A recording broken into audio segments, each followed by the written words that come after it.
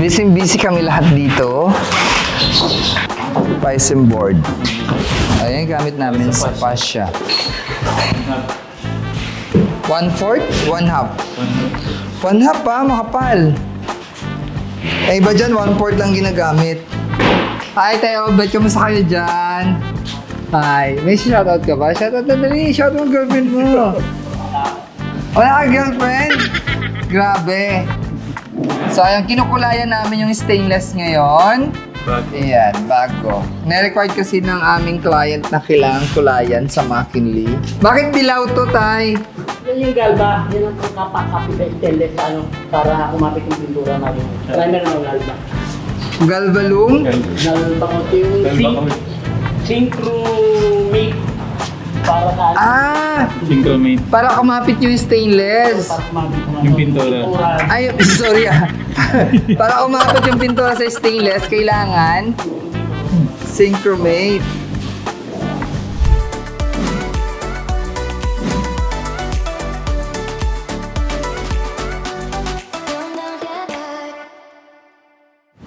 Hello everyone!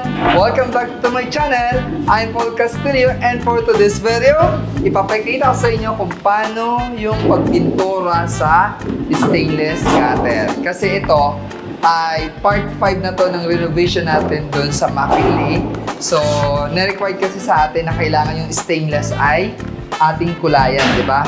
So, yung kulay ng ating stainless ay dapat magkalapit doon sa ondovilla. So, ito yung kulay na kinokopyahan natin.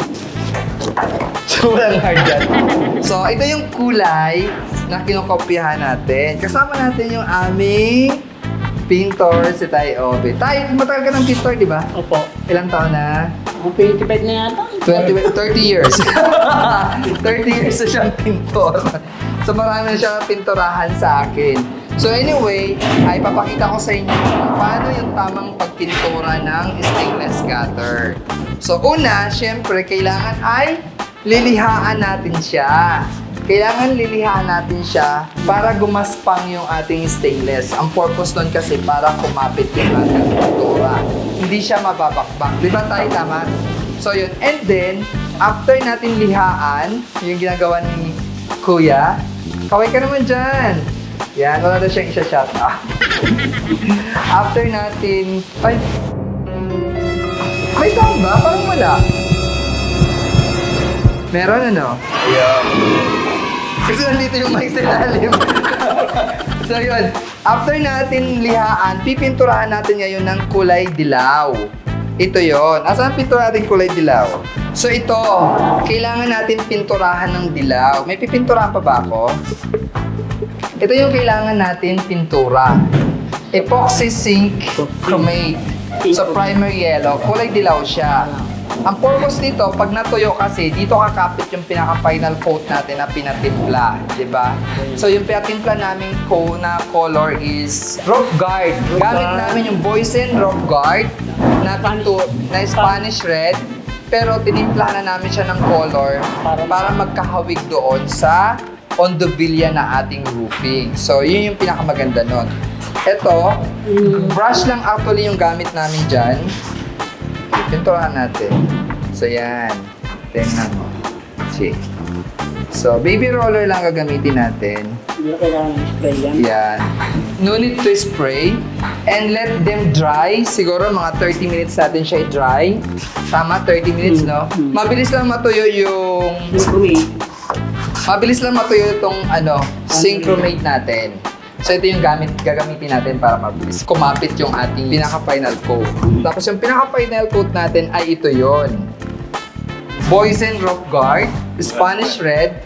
Pero para ma-attain natin yung color na nire-required sa atin, yun na yung sikreto namin ni Tatay Obet.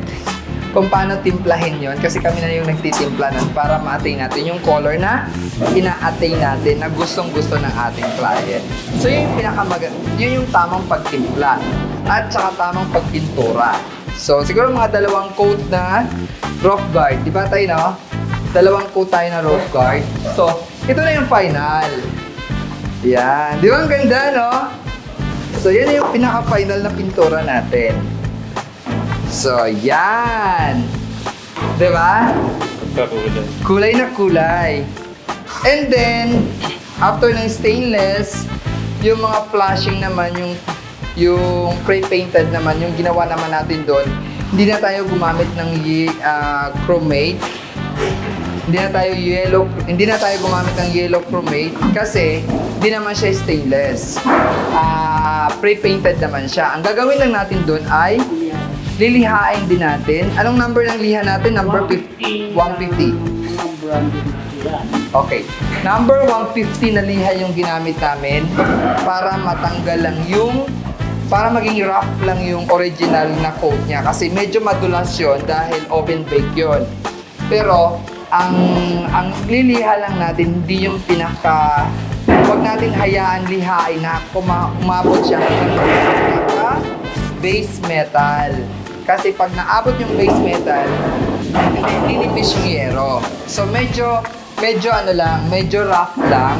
Tapos pipinturahan natin siya ng roof guard na color na tinimpla natin. So yun lang yung proper na pagpipintura ng ating mga benders, lalo na pag may hinahabol tayo na color. Yung timpla kasi ng color namin, pinag-mix na color lang namin yun ni Kuya Obet. So, yun yung sikretong templa namin. Hindi namin pwedeng sabihin sa inyo. Kay Tatay Obet yun, nakapatent kasi yung color na yun. Kaya hindi ko pwede share sa inyo. Di ba?